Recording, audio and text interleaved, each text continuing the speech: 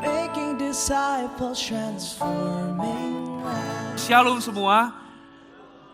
Kofuji excited sekali bisa ada di tengah kalian semua.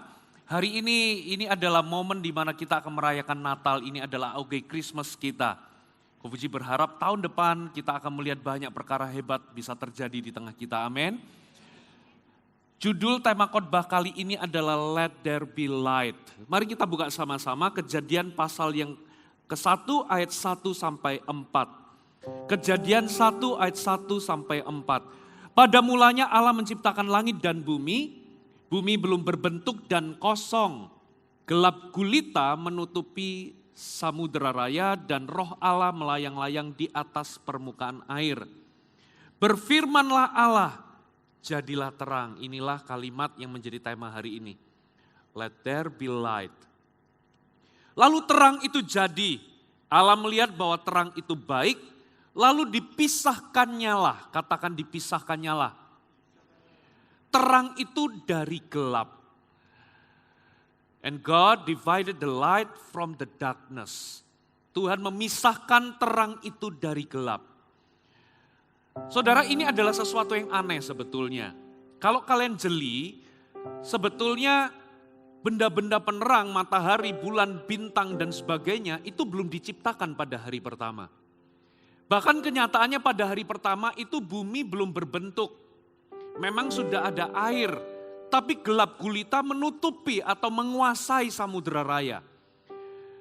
Kalau namanya gelap gulita itu berarti betul-betul gelap, tidak ada satupun cahaya. Lalu yang aneh, Tuhan menciptakan yang namanya terang. Jadilah terang. Let there be light. Pastor Fuji curiga, Kofuji curiga, saudara, ini bukan sekedar terang, Tuhan itu menciptakan terang, tapi lebih daripada itu, Tuhan itu menunjukkan sifat aslinya. Ingat pada hari itu, bukan pada hari itu ya, pada hari pertama itu belum ada matahari, belum ada bulan diciptakan, juga belum ada bintang, belum ada benda penerang. Tapi terang sudah ada dulu. Dari mana sumber terang itu? Pastor Fuji percaya, Kofuji percaya bahwa Tuhan itu menunjukkan siapa dirinya atau sifatnya. Inilah terang yang pertama, inilah terang yang mula-mula. Sebelum ada matahari, matahari diciptakan nanti cek sendiri pada hari keberapa. Di kitab Kejadian itu kita nggak bisa hitung satu hari itu 24 jam. Ya. Pada masa penciptaan itu 6 hari dikatakan, pada hari ke-7 Tuhan beristirahat. Tapi kita nggak bisa hitung satu hari itu 24 jam terciptanya. Di dalam Alkitab itu diklasifikasikan satu hari, hari kedua, hari ketiga, hari keempat sampai ke-7, itu hanyalah untuk menceritakan sebuah kronologis. Tapi sebetulnya hari pertama itu bisa jutaan tahun loh. Makanya bumi ini dites. Ternyata umur bumi ini jutaan tahun, makanya ada fosil binatang purba. Betul atau betul? Jadi proses hari pertama, hari kedua, hari ketiga, hari keempat, itu bukan 24 jam. Tapi itu adalah sebuah proses yang sangat panjang.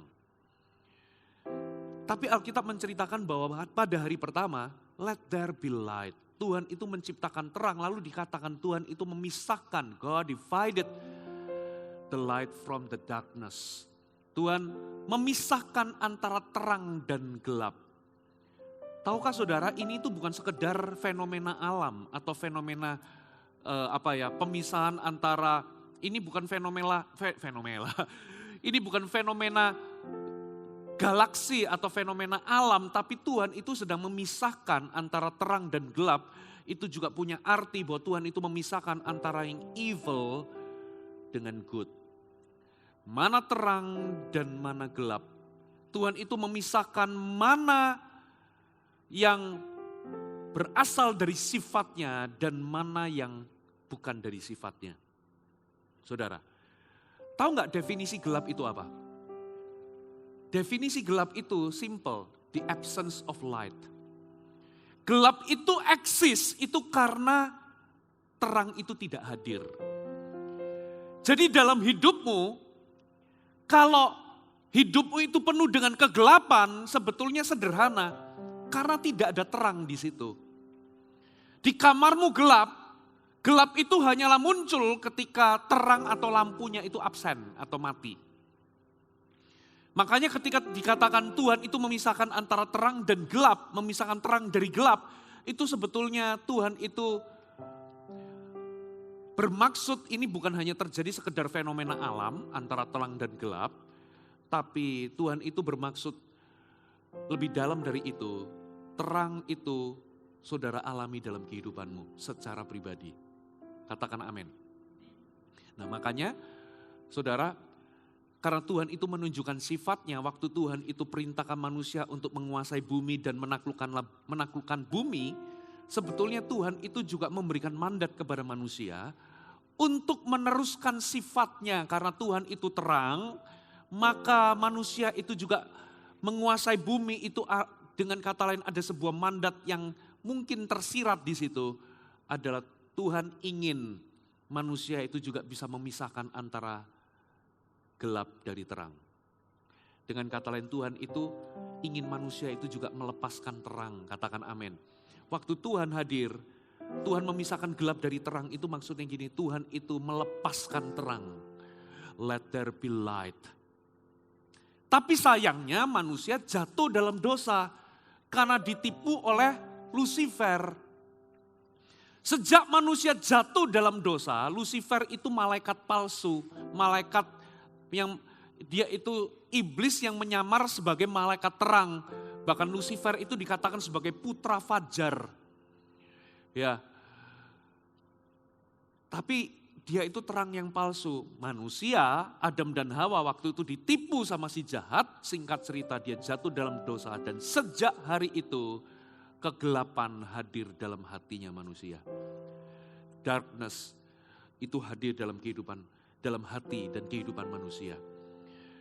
Kalau gelap itu menguasai atau gelap itu menutupi kehidupanmu, itu berarti di dalam hidupmu itu absen adanya terang. Terang itu absen. Tapi luar biasanya Tuhan itu, Tuhan menubuatkan bahwa seorang Mesias akan lahir. Di mana Tuhan memutuskan, Tuhan kita itu bukan tiga, tapi Tuhan itu, kita itu satu, tapi esensinya adalah tiga pribadi. Bapa, Putra, dan Roh Kudus. Jadi hakikat dari Tuhan kita itu satu, tapi tiga pribadi. Bukan punya tiga kepribadian loh. Itu skizofrenia namanya. Bapa itu bukan Roh Kudus bukan Bapa, Bapa bukanlah Yesus. Tapi ketiganya itu satu, makanya Yesus ngomong kalau engkau lihat aku, engkau lihat Bapa. Dan rohku, roh Yesus itu adalah Roh Kudus. Bingung apa enggak? Manusia otaknya cuma segini, bingung memahami. Tuhan kita itu tidak tiga, tapi hakikatnya Bapa, Anak, Roh. Satu tapi Bapa, Putra, dan Roh Kudus yang jadi satu kesatuan yang tidak terpisahkan. Nah, Tuhan Trinitas ini memutuskan untuk dia mengirim salah satu pribadi dari ketritunggalan Allah itu untuk turun ke muka bumi, lahir sebagai manusia, mengambil rupa sebagai manusia. Loh, Tuhan kok jadi manusia? Why not? Karena dia Tuhan, dia bisa jadi apa saja.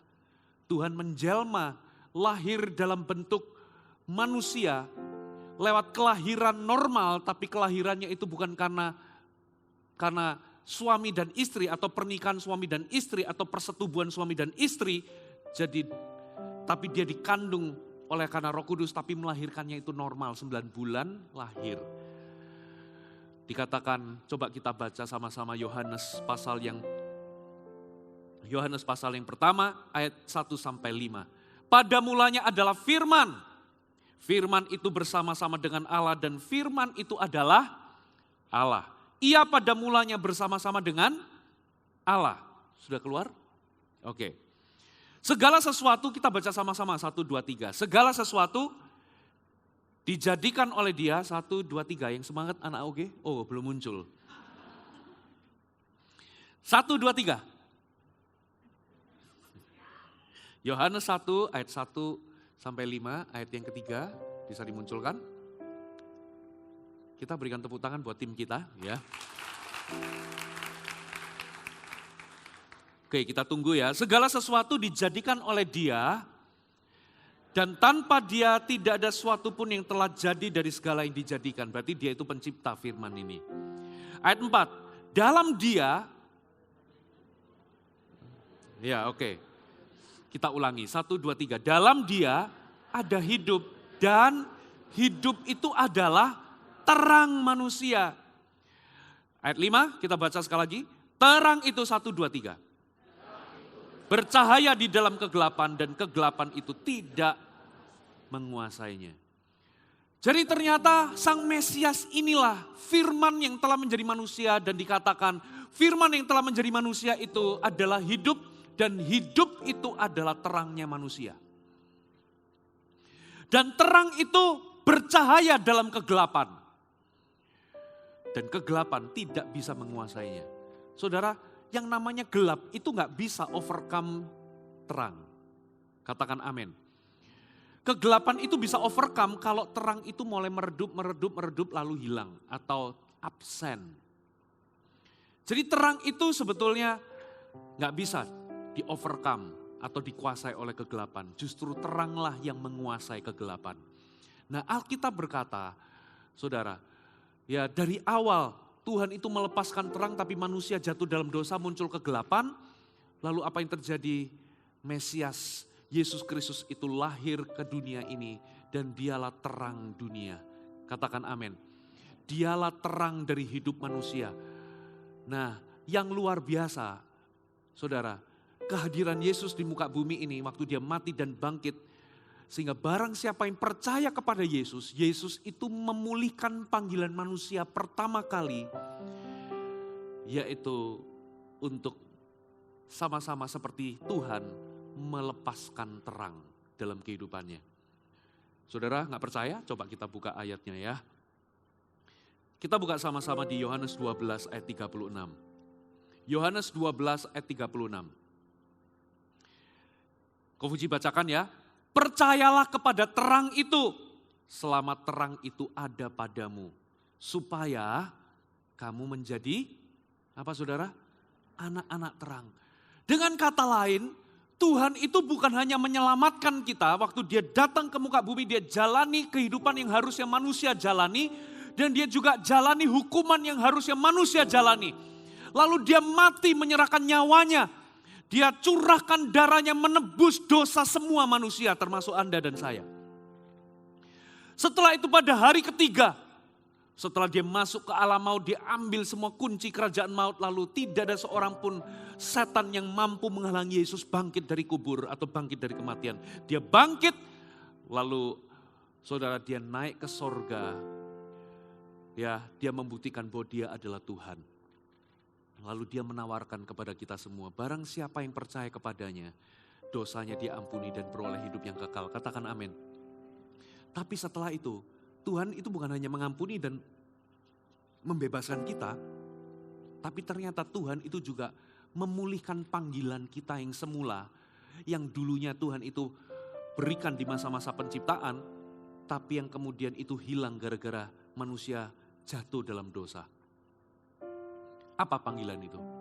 Ternyata barang siapa yang percaya kepada terang, dia juga akan menjadi anak-anak terang. Katakan amin. Kita dipanggil untuk melepaskan terang. Kita dipanggil untuk memisahkan terang itu dari gelap. Begitu pula sebaliknya, memisahkan gelap dari terang. Maksud kata memisahkan gelap dari terang itu adalah ketika ada saudara, gelap itu lenyap.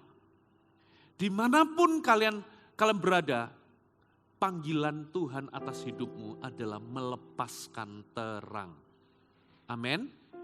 Nah, itu dikonfirmasi di satu ayat ini, Yesaya 60 ayat 1 sampai 3. Yesaya 60 ayat 1 sampai 3. Bangkitlah, menjadi teranglah. Sebetulnya kata menjadi teranglah ini bukan kita ini disuruh jadi terang, tidak. Tapi menjadi terang itu maksudnya bersinarlah seterang mungkin. Sebab terangmu datang dan kemuliaan Tuhan terbit atasmu. Sebab sesungguhnya kegelapan menutupi bumi. Katakan kegelapan menutupi bumi. Saudara tahu nggak, dunia ini makin hari makin gelap. Dosa itu dari sejak zaman Adam itu telah berevolusi sampai hari ini. Zaman Kofuji masih muda, mungkin untuk akses sesuatu yang tidak berkenan, katakanlah pornografi, itu lebih sulit ketimbang zaman sekarang. Saudara, Anda bisa dapatkan semuanya, pornografi lah apa dan sebagainya, itu hanya dari gadget saudara. Zaman dulu ketika saya masih SMP, SMA, atau grade berapa, bahasa saudara mungkin beda. Gitu ya. Sulit untuk mendapatkan hal-hal itu. Dengan kata lain, dunia ini tambah lama tambah gelap. Tambah evil. Lama-lama ya mungkin di budaya timur, orang gandengan cowok sama cowok gitu ya. Zaman dulu itu risih lihatnya. Sekarang tambah membudaya. Jadi hal biasa. Dengan kata lain, dunia ini tambah lama tambah gelap. Katakan tambah lama tambah gelap. Dikatakan kegelapan menutupi bumi. Dan kekelaman menutupi bangsa-bangsa. Tetapi terang Tuhan terbit atasmu dan kemuliaannya menjadi nyata atasmu. Bangsa-bangsa berduyun-duyun datang kepada terangmu dan raja-raja kepada cahaya yang terbit atasmu. Jadi dengan kata lain, ketika Tuhan memulihkan panggilan kita untuk melepaskan terang, adalah tanggung jawab kita ketika dunia di sekitar kita itu gelap, tanggung jawab kita adalah meneranginya. Kita nggak bisa mengutuki kegelapan. Saudara, kegelapan itu terjadi karena absennya terang. Jadi hari ini kalau dunia sekitarmu itu gelap, jangan-jangan penyebabnya adalah karena Anda tidak bersinar terang. Kita gak bisa salahkan Tuhan. Tuhan, kenapa dunia ini tambah gelap? Tuhan, kenapa dunia ini tambah kelam? Kenapa dosa tambah menjadi jadi, tambah merajalela? Gimana sih Tuhan ini? Tuhan gak adil, Tuhan kok ciptakan dunia yang bobrok? Padahal kebenarannya Tuhan pada awalnya tidak menciptakan dunia yang bobrok. Kapan sakit, penyakit, bencana alam, semua kematian itu muncul di dunia ini? Semenjak Adam dan Hawa menuruti ular. Gara-gara dosa masuk, dunia ini jadi fana. Sakit, penyakit jadi macam-macam. Ya, ada COVID, ada HIV, ada macam-macam. Ada gempa bumi, bencana alam, karena dunia ini sudah rusak. Karena apa? Semenjak Adam dan Hawa, itu jatuh dalam dosa. Kenapa? Karena gara-gara kan manusia itu dapat otoritas untuk menaklukkan bumi, menguasai bumi. Betul ya? Semenjak manusia jatuh dalam dosa, otoritas itu jatuh di tangan setan, raja kegelapan. Dari sejak hari itu, setan punya otoritas atas dunia ini atau atas bumi ini.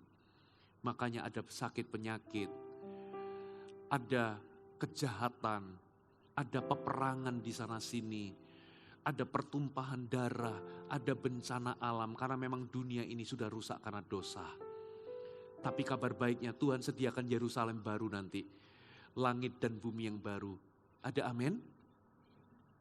Tapi nggak bisa dipungkiri, dunia ini tambah lama tambah gelap.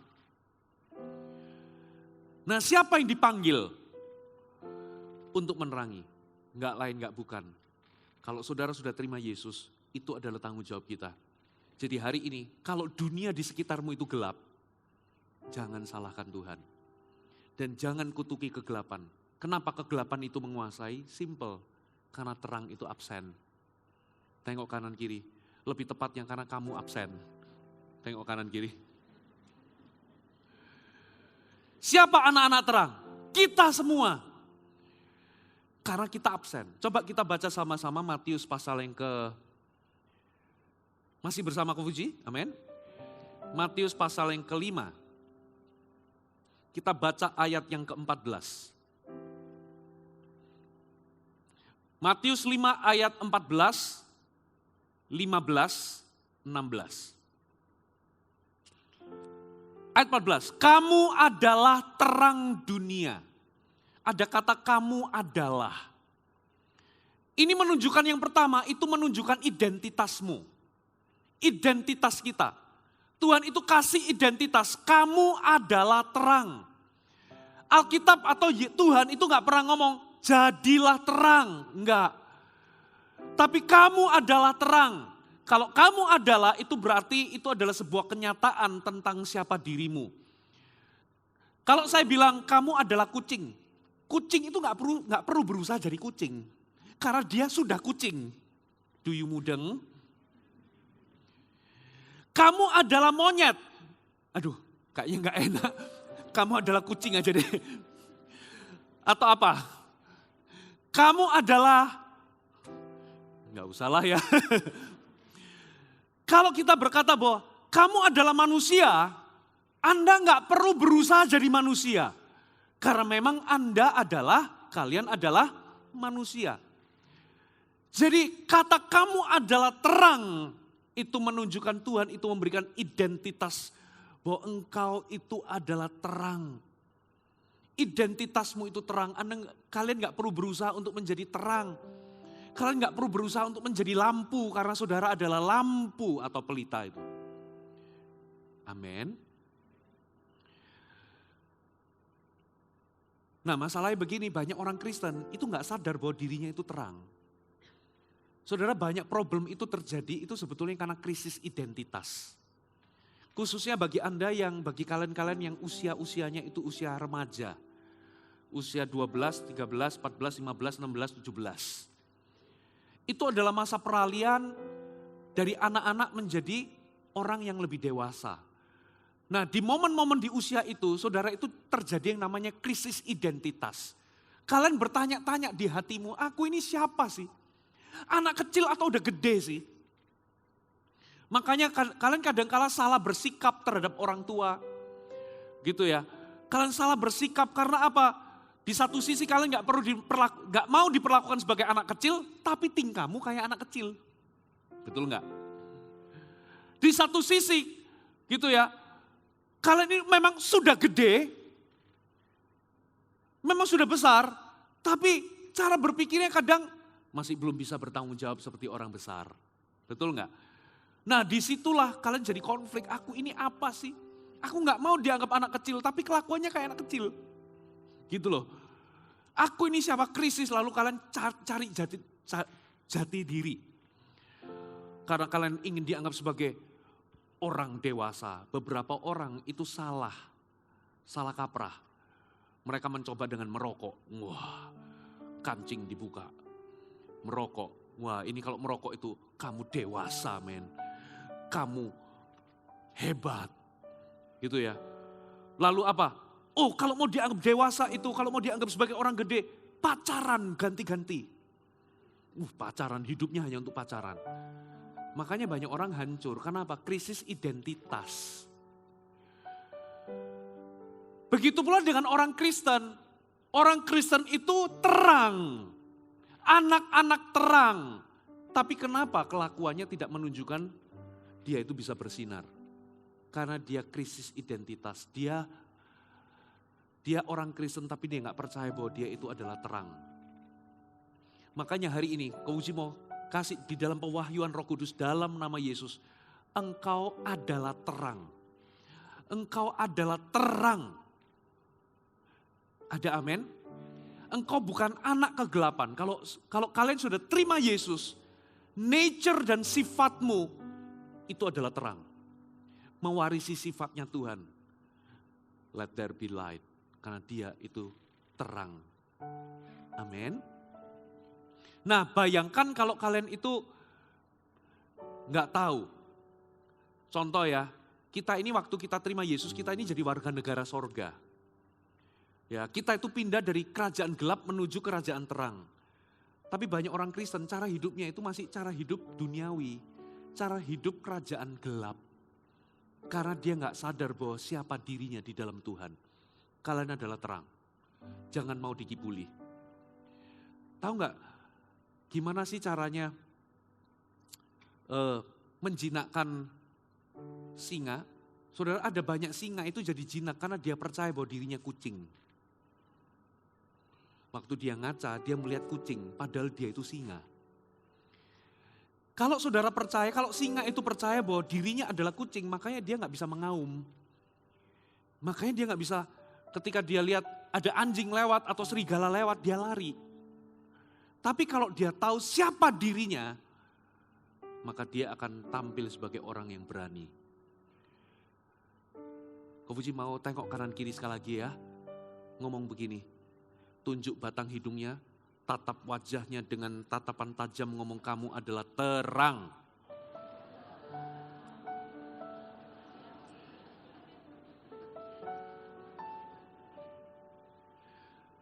Nah, coba kita baca kalimat selanjutnya. Kota yang terletak di atas gunung tidak mungkin tersembunyi. Lagi pula orang tidak menyalakan pelita, lalu meletakkannya di bawah gantang, melainkan di atas kaki dian. Zaman dulu itu lampu itu di atas kaki dian begini loh, tahu ya? Gini ya, ditaruh di atasnya. Bukan diletakkan di bawah gantang. Gampangannya mungkin saya ilustrasikan di bawah kolong ranjang. Gak ada orang pasang lampu itu taruh di bawah kolong, gak ada, pasti di atas plafon. Lalu dikatakan sehingga menerangi semua orang di dalam rumah.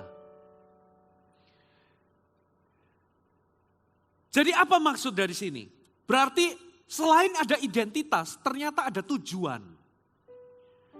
Ternyata tujuan dari terang itu adalah untuk menerangi daerah sekitarnya. Amin. Makanya di situ dikatakan lampu itu nggak mungkin ditaruh di tempat yang rendah. Terjemahan bahasa Inggrisnya itu ada pakai kata set. Dengan kata lain, lampu atau pelita itu memang set itu dengan sengaja Tuhan tempatkan di tempat yang tidak mungkin tidak terlihat. Tuhan itu memang akan menempatkanmu itu di atas untuk dilihat orang. Makanya orang Kristen itu hidupnya disorot. Apalagi kalau Anda anak pendeta, tambah disorot lagi. Waduh kok aku disorot ya jadi orang Kristen. Saudara, orang yang non-Christian, ya saya nggak perlu sebut nama agamanya, begitu datang di clubbing ketemu sama temennya, iya ya, tos gitu ya. Tapi begitu kalian Kristen, anak Tuhan, ketemu di clubbing, orang langsung sorot loh. Kok kamu di sini? Tuntutannya beda nggak?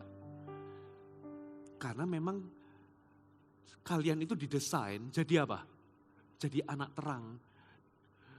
Loh, Pastor Puji, di clubbing kan denger musik, masa denger musik dosa? Masuk apa? Minimarket, di situ ada musik langsung jatuh dalam dosa? Enggak kan? Gini loh, makanya kalian harus tegas. Kalau teman mengajak, ayo ke clubbing yuk, di situ apa? Di situ cuman minum Coca-Cola. Dengerin musik. Dosa enggak? Enggak. Kalian datang, kalian enggak tegas dari awal, kalian datang. Ya, diajak teman, ayolah ke clubbing. Aduh enggak. Tenang aja, kita di situ cuma minum soft drink, dengerin musik. Kalian enggak tegas dari awal, apa yang terjadi? Kalian datang. Memang ditawarin whisky, minuman keras gitu ya. No. Aku pesan Coca-Cola. Dengerin musik. Pulang, lihat ke kaca. Kamu hebat men. Kamu gak jatuh dalam dosa. Kamu gak minum minuman keras. Kamu minum Coca-Cola. Iya. Merasa bangga. Minggu depan diajak lagi. Kalian menolak, aduh enggak deh. Aku gak boleh sama orang tuaku. Gini, itu bukan tempat yang enggak. Kayak kemarin. Dengerin musik. Minum soft drink. Dosa enggak? Iya enggak ya. Ayo ikut. Kalian gak tegas dari awal. Minggu kedua. Gitu. Ditawarin minuman keras, whisky dan sebagainya. No, aku pesan Sprite. Minum Sprite, dengerin musik. Dosa enggak? Gak dosa pada awalnya. Minggu ketiga diajak lagi, kalian gak tegas. Apa yang terjadi? Mulai coba-coba, ya udah deh, green sand aja 1% alkoholnya. Iya ya, nggak mabuk ya, pulang masih hebat men, kamu nggak mabuk padahal 1%. Minggu depan yang ada bintangnya. Dari ada bintangnya, mulai disuguhkan ini loh, minum obat ini enak loh. Melancarkan peredaran darah, padahal itu obat terlarang. Narkoba. Dari situlah kalian jatuh ke free sex, kecanduan narkoba, dan hidupmu dikuasai oleh kegelapan. Saya pernah nonton video baru-baru ini di sosial media. Tahu nggak ada kepiting yang sudah di dalam pot, dipanasin, sudah di dalam sup, kepitingnya itu masih makan apa itu namanya jagung. Padahal ini ditunggu menyala. Tahu nggak cara membunuh katak? Katak itu punya daya adaptasi yang tinggi. Katak dimasukkan dalam dandang gitu ya, api dinyalakan. 1 derajat, 5 derajat, 20 derajat. Katak itu tubuhnya bisa menyesuaikan diri. Hangat, masih renang-renang. 30 derajat masih renang-renang. Waduh ini jacuzzi. 50 derajat dia bisa menyesuaikan diri, belum mati. Masih enak. Lama-lama 60 derajat masih bisa menyesuaikan diri. Lama-lama sudah jadi suike begini. Tinggal ditambahin tauco, tinggal diminum, dimakan. Saudara, setan itu nggak akan langsung rampas Anda. Dia itu mainnya pelan-pelan. Saudara, saya nggak ngomong begitu Anda datang dengerin musik langsung jatuh dalam dosa. Tapi saudara harus lihat, apakah di tempat itu membawamu kepada pencobaan? Apakah di tempat itu surroundingnya itu justru menarikmu jatuh dalam dosa? You have to protect yourself. Nah makanya identitas itu harus disertai sama tujuan. Makanya Alkitab katakan garam itu kalau kehilangan tujuannya untuk apa? Tujuan dari lampu itu adalah untuk menerangi. Ada amin? Dan tujuan kata menerangi itu sebetulnya begini loh. Makanya kenapa Alkitab itu pakai ilustrasi garam sama terang. Karena 2 substansi ini yang menggambarkan yang namanya pengaruh. Jadi sebetulnya Tuhan itu mendesain kita itu untuk menjadi trendsetter. Kita bukan mengikuti tapi kita ini diikuti. Terhadap dunia kita ini yang harus kasih contoh dan teladan. Sehingga mereka lihat hidup kita, mereka yang follow us. Itu namanya sifat dari pengaruh. Ya makanan hambar begitu dikasih garam, makanannya jadi ada rasanya. Ya, benda sesuatu yang gampang busuk dikasih garam jadi pembusukannya lebih lambat. Gak ada rasa jadi ada rasa. Gelap jadi ada terang. Jadi garam dan terang itu adalah 2 substansi yang menggambarkan tentang pengaruh. Dan ternyata Tuhan itu memanggil kita untuk menjadi pengaruh. Karena kita adalah terang. Kita harus menerangi sekeliling kita. Ada amin. Identitas, tujuan.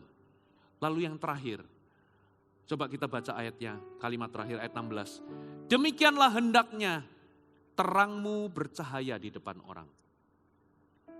Supaya mereka melihat perbuatanmu yang baik dan memuliakan Bapamu yang di sorga. Demikian hendaknya terangmu itu bersinar atau bercahaya. Kalau pertama bicara identitas, kedua adalah tujuan dari terang itu memberikan pengaruh. Yang ketiga bicara soal kualitas. Kapan orang tuamu itu mengganti dop atau lampu di rumahmu?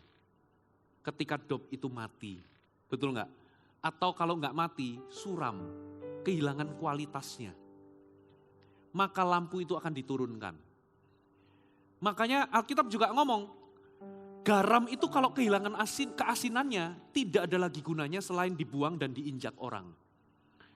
Maksudnya gini, kalau kalian yang adalah garam dunia nggak menghasilkan kualitas untuk menggarami atau mengasinkan, tapi justru kehilangan kualitas keasinanmu, maka ini yang terjadi, kalian akan diremehkan, dibuang dan diinjak orang. Dunia akan melecehkanmu. Dan tidak ada pertolongan dari Tuhan sama sekali. untuk garam yang kehilangan keasinan, Tuhan tidak membela sama sekali, makanya Tuhan itu memberikan peringatan kepada kita. Begitu pula dengan lampu, kalau dia itu sudah nggak lagi bersinar, hendaklah terangmu bercahaya, kalau dia nggak nyala, maka dia siap-siap akan dicopot dan dibuang di tempat sampah. Saudara mau dibuang di tempat sampah? Gampangannya begini loh, saudara. Di tempat, kalian mungkin di sekolah misalnya, atau di pelayanan, di rumah. Satu kali kalian juga kerja di tempat kerja. Sederhana, saudara mau disingkirkan di tempat kerja? Simple, nggak usah bercahaya. Jadilah garam yang nggak asin sama sekali. Maka kalian akan dianggap tidak berguna dan siap-siap untuk disingkirkan atau dibuang. Cobalah datanglah terlambat. 1 bulan datang telat terus nggak ada sesuatu yang kalian hasilkan dari pekerjaanmu. Ya, siap-siap untuk kalian akan dipecat. Dan ini berlaku dan Tuhan sama sekali nggak akan ada pembelaan sama sekali untuk orang yang kehilangan keasinan dan tidak lagi bercahaya. Karena Tuhan sudah kasih peringatan. Ya, pelita itu kalau nggak nyala akan siap-siap dicopot dan dimasukkan ke bawah gantang. Tapi kalau menyala dia akan diset di tempat yang tinggi, supaya disorot jadi sorotan. Tuhan itu ingin kita itu jadi trendsetter, jadi pengaruh, bukan kita yang dipengaruhi. Halo, amin. Nah sekarang kualitas apa dengan cepat? Waktu saya tinggal beberapa menit.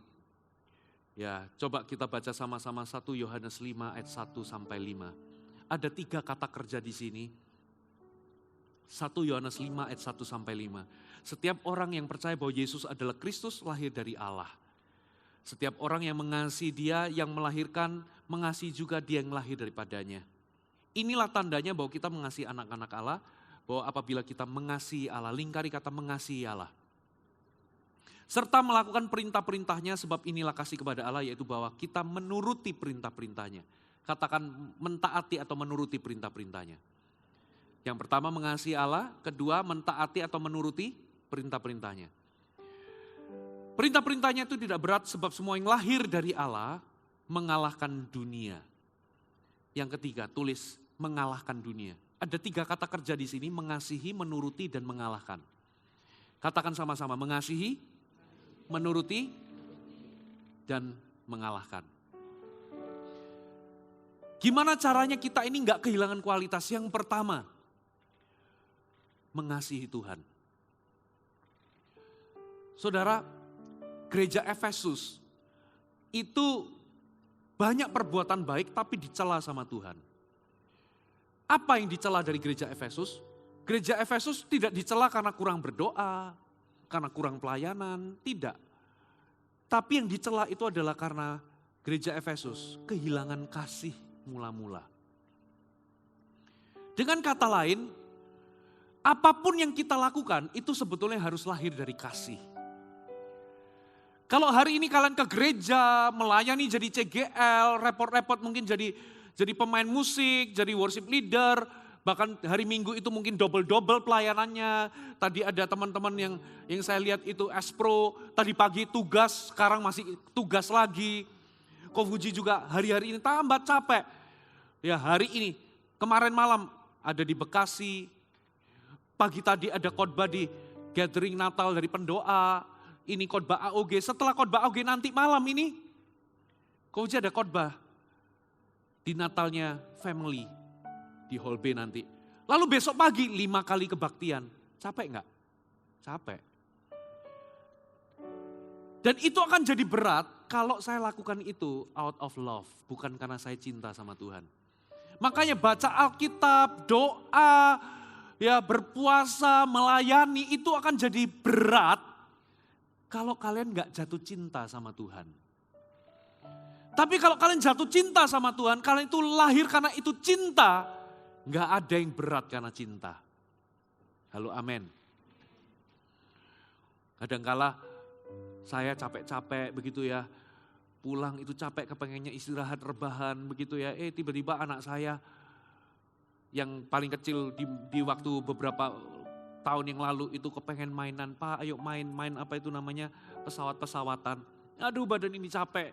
Ya, saya ngomong sama istri Cilena, Len kamu aja ya.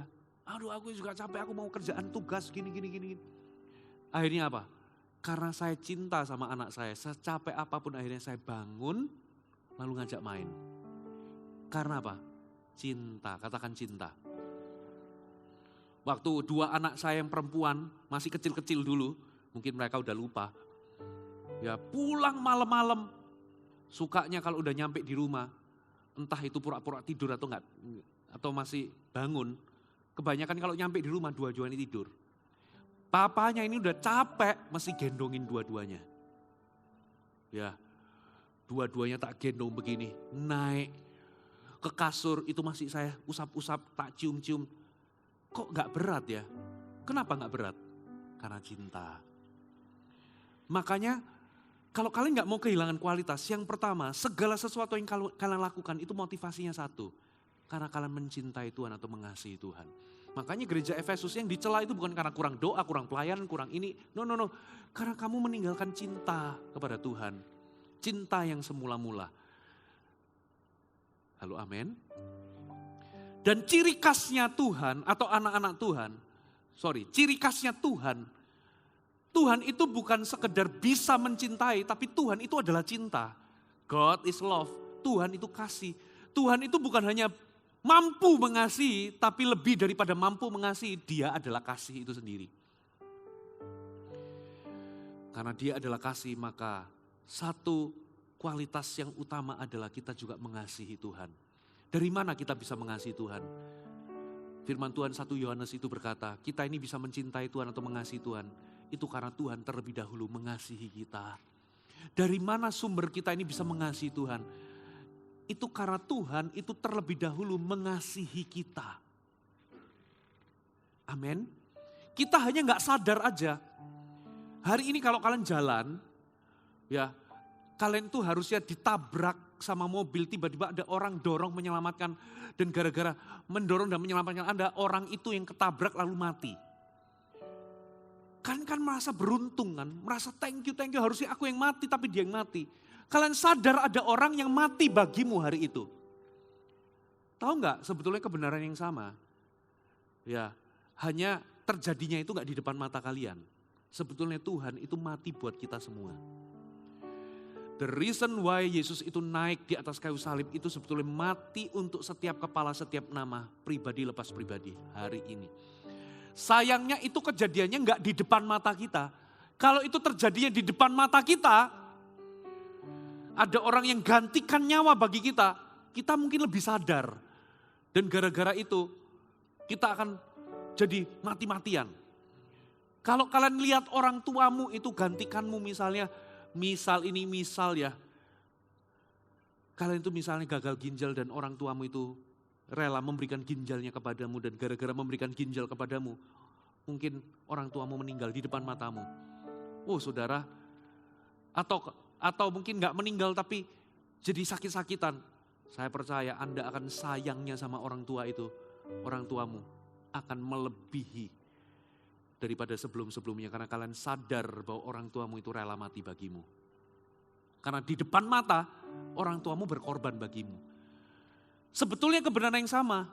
Tuhan itu mati bagimu personally. Cuman kejadiannya itu bahkan sebelum kita lahir. 2000 tahun yang lalu. Tapi dia sudah mati bagi kita hari ini. Bahkan sebelum kita ini sadar bahwa kita ini bisa cinta sama dia. Waktu kita ini masih memberontak, masih jahat, masih buat dosa. Tuhan sudah mati bagimu. Kalau kalian sadar, maka sebetulnya nggak mustahil atau nggak sulit untuk mencintai Tuhan kembali. Karena dia pertama-tama mencintai kita. Amin. Yang kedua, menuruti perintah-perintahnya. Coba kita buka satu ayat. Ya. Yang menggambarkan ini, Matius 5 ayat 41. Dan siapapun yang memaksa engkau berjalan sejauh 1 mil, berjalanlah bersama dia sejauh 2 mil. Kata-kata Yesus kepada orang-orang Israel pada waktu itu, orang Yahudi, ini adalah kata-kata yang mustahil. Backgroundnya itu begini. prajurit Romawi itu punya sebuah hukum tidak tertulis. Kalau prajurit Romawi itu bawa barang di tengah jalan, dan itu adalah urusan kenegaraan, maka orang Romawi itu berhak menyuruh siapapun orang Israel atau orang Yahudi untuk membawakan barangnya sepanjang 1 mil. Jadi bayangkan saudara itu panas-panas di padang gurun begitu ya. Kalau itu bawa barang berat, tiba-tiba prajurit lewat. Dan mereka itu berhak menyuruh Anda untuk membawakan barangnya sejauh 1 mil. Kalian ini sudah berat, sudah kepanasan, haus, mesti harus bawakan barang orang lain sejauh 1 mil. Makanya orang Israel itu tambah benci sama orang Romawi, sama penjajah. Karena mereka dianggap semena-mena. Bayangkan mereka itu udah berat, lalu mereka harus menyimpang dari tujuan utama mereka untuk berjalan sejauh 1 mil. Oh, itu pasti ngomel-ngomel, saudara. Pasti itu sesuatu yang berat bagimu. Tapi Tuhan itu malah ajarkan sesuatu yang berbeda. Ya, kalau orang memaksamu berjalan 1 mil, berikan 2 mil. Waduh, 1 mil aja sudah mau mati rasanya. Apalagi jalan 2 mil. Jadi ternyata kalau kita ini jalan, dikatakan menuruti itu maksudnya mentaati.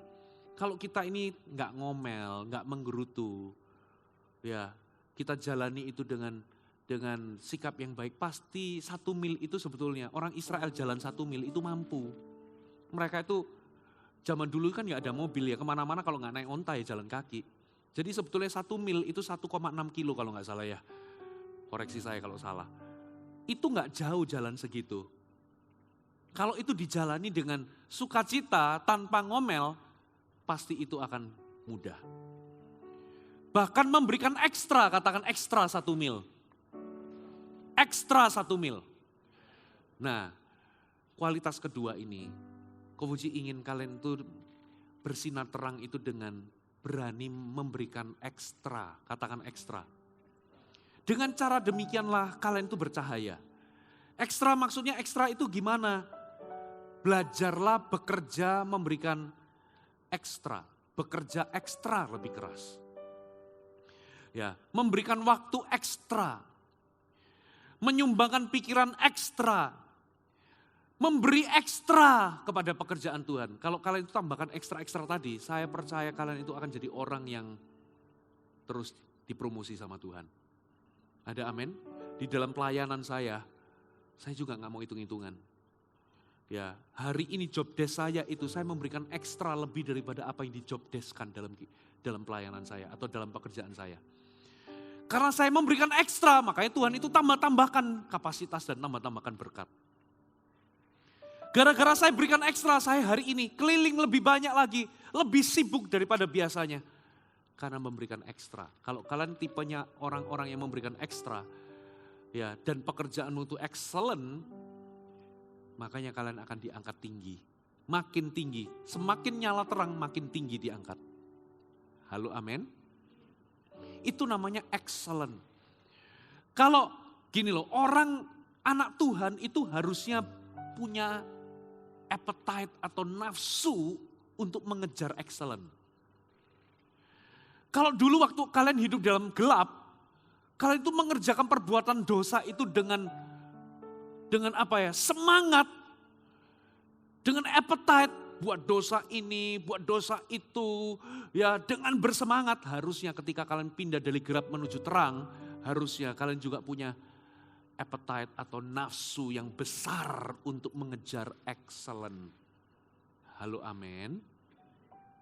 Dengan cara demikian, kalau kalian memberikan ekstra tadi, terangmu bercahaya dan orang melihat perbuatanmu yang baik. Makanya Yesus berkata, kalau orang paksa kamu jalan 1 mil, berikan 2 mil. Amin. Yang ketiga, kata kerja yang ketiga apa saudara? Mengalahkan. Alkitab katakan orang yang lahir dari Allah, ayat yang tadi kita baca, mengalahkan dunia. Mengalahkan dunia. Dengan kata lain, orang Kristen itu gak boleh takut. Kita ini justru harus menerangi dunia. Kita gak boleh mengisolasi diri, tapi justru kita ini harus menerangi dunia. Amin. Di sekolah, Dari mana orang itu bisa tahu bahwa kalian itu terang?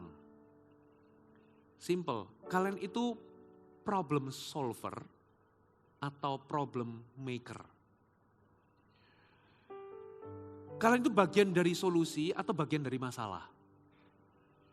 Kalau kalian itu biang masalah atau troublemaker, ketika kalian gak ada orang bersuka cita, ya orang senang waktu kalian gak ada, itu tandanya berarti kalian itu redup atau gak bersinar. Tapi kalau misalnya di tempat kerja atau di pelayanan, bahkan pimpinanmu atau bosmu gak berani pecat kalian, gak bisa ini. Kalau gak ada dia, gimana perusahaan? Karena dia ini orang penting. Dia ini problem solver. Kalian misalnya terjadi resesi ekonomi, kalian gak akan termasuk dari bagian orang-orang yang disingkirkan atau dipecat. Kalian akan tetap dipertahankan. Kenapa? Karena kalian adalah orang yang berkualitas. Halo, amin. Disitulah kalian tuh harus berani menerangi. Sebagai pelajar di sekolahmu, mahasiswa di kampusmu, sebagai profesional di tempat kerjamu nanti, kalau kalian bekerja, sebagai orang tua, sebagai suami, sebagai istri di keluarga, sebagai anak di keluarga, bisa nggak kalian tunjukkan terang? Dan itulah panggilan kita. Amin. Pesan Natal Kefuji hari ini adalah let there be light. Itu adalah dunia ini gelap karena absennya terang. Let there be light itu maksudnya ini waktunya anak-anak Tuhan dimanapun kalian berada. Ini waktunya kalian itu bersinar terang. Kasih Tuhan dengan segenap hatimu, taati perintahnya. Ya, kalau ada orang paksa jalan 1 mil, berikan 2 mil.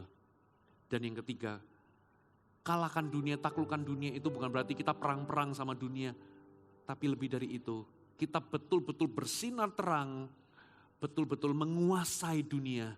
Sehingga kegelapan dalam dunia ini bisa di-overcome oleh terang cahayamu. Amin. Hai, terima kasih sudah bergabung bersama kami, Gereja Mawar Sharon, Jabodetabek. Sebagai gereja Tuhan, adalah kerinduan bagi kami untuk melihat Anda terus bertumbuh di dalam pengenalan akan Tuhan dan mengalami perubahan hidup. Maka dari itu, bergabunglah bersama komunitas kecil kami, Connect Group. Dapatkan informasi lebih lanjut pada kolom deskripsi kami. Last but not least, don't forget to subscribe dan bagikan video ini kepada orang yang Anda kasihi. Thank you for joining us and see you next time.